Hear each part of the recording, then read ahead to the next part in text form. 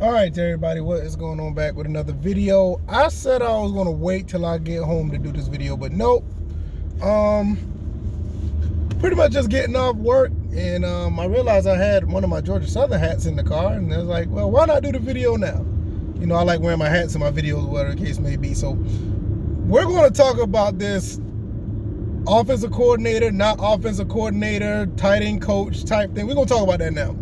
So let's go ahead and get into it. Welcome to the First and Frame Rates channel. I am VF Baller. Over here, I talk about Georgia Southern football. I also talk about Atlanta Falcons football. Not much to talk about on Atlanta Falcons, and just a bunch of non-stories. Yeah, they play the Buccaneers.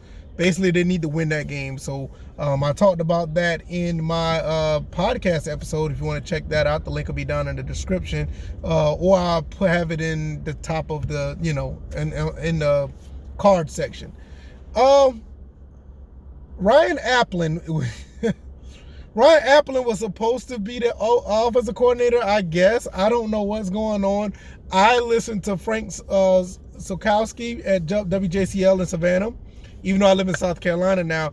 I mean, I remember when he first started at WJCL, I was living in Savannah at the time, and for me, it was a big deal because we actually had a guy that was passionate about sports.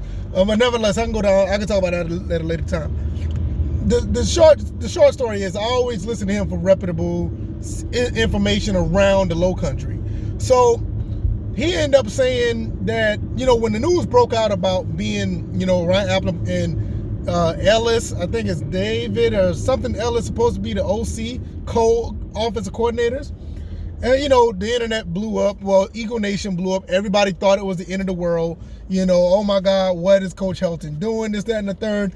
And for me, I thought it was underwhelming. I did not like that setup or that situation to be something to be a part of, the offense per se, because their numbers are underwhelming. They're really bad. I mean, 19 points a game, guys who've been demoted.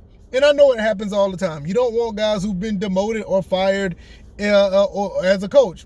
I mean, the coach that we got now was fired at USC. So, I mean, that's not a really good argument. But I will say that I did not like the situation that was set up. Apparently now he's going to be the tight ends coach, which I'm okay with. I mean, I don't know how much experience he has in that. I thought he was a running back coach at Arkansas State. So I don't know how that's going to play out. But Coach Helton is known for running his own plays. So even though this was some cold thing or whatever it was, the idea was, it kind of had me scratching my head because I know, like I said, I know Coach Helton calls his own plays, and I know that he pretty much runs the way that he wanted to run. So I wasn't really thinking about how this is going to play out. I just thought it was weird. So I don't know about Ellis. Is he's going to come in? There's still no word on that as of this recording or whatever. I'm stuck in traffic, so I'm still waiting. If I get a notification, I will talk about it as I record, but nothing. So as of right now, we got Ryan Aplin as far as tight ends coach. I don't know who's going to be offensive coordinator. We may not even have one. We may have one that's going to be there just to evaluate as the game progresses, because if the coach is on the sideline, you're going to have an offensive coordinator that's going to be up top seeing things differently. But, because Coach Helton, like I said, he calls on plays. So we're kind of getting some news, but not a lot of news about the makeup of this team. Like I said, tight ends coach is a big deal. You want to see what our tight ends can do if we're going to bring any tight ends in. Hopefully, and I'm going to keep saying this, I just hope Sean Pelkisson is not a tight end next year. Speaking of the tight end coach, Sean Pelkisson needs to go on defense. And I kind of been not wanting to say anything because of, I just didn't want to just cause an issue. But there's a lot of people in Eagle Nation that wants this kid on defense. And I know we don't speak for the coaching staff, but we know what we see when we see the tape. This kid deserves, I ain't gonna say he deserves, but his talent is best on defense. Put him over there. Don't need to be a tight end.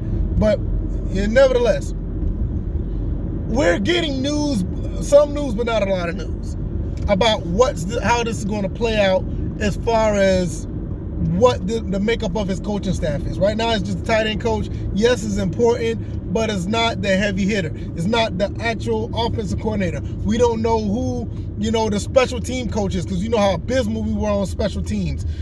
We don't know how things are going to be when it comes to defense. Who's the defensive coordinator? So I don't know what are we going to be doing in that sense. So we got some news, but not a lot of news. So that's the way I'm looking at it right now. In my opinion, I feel that we are still in for a treat when this season starts. The world is not crumbling. I know it was a scare. We felt like Coach Helton is not the guy after hearing about what was going on with Ryan Aplin.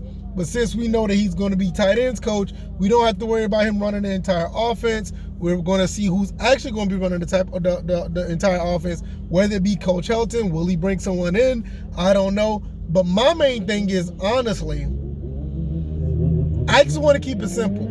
If we're able to just move the ball in a regular fashion with the balance of pass and run, I promise you, I feel like our team will be so much better playing football, because that dive option just did not work. It didn't work at the end of the day. We had success with it. I know we did. The years of the 10-win season, the other seasons that we did very, very well with it. The 2014, I think it was the 2014 season when we won the Sun Belt. It worked. But now that was 7 years ago. It's 2021. We need to evolve with the athletes we have. We have some amazing athletes on this team. Derwin Burgess is a deep threat. Cam Ransom could throw the ball. And even when we put Connor Sigelski under center, we will still have success. So we have really good problems on this team. I think that's something that we need to realize. We have good problems on this team. So we need to embrace it. So the main thing is, I need to know who's going to be the special teams and defensive coordinator. Because we did pretty good on defense, but that secondary was horrible. So we need to find out that. Offense, I'm not worried about it. Coach Helton is an offensive mind. I'm not worried about what he's going to do there. Let me know what you guys think. Are you guys relieved about what's going on? Are you guys still skeptical? Are you like me? Do you want to see about this special teams and defense? Because I think that's more important right now, because like I said, special teams was terrible, defense was terrible. Let me know in the comment section. Thank you guys for the support. If you like this video, hit the like button. Share this video if you want to share it to other people around Eagle Nation or even Atlanta Falcons Nation. Subscribe to the channel if you haven't already.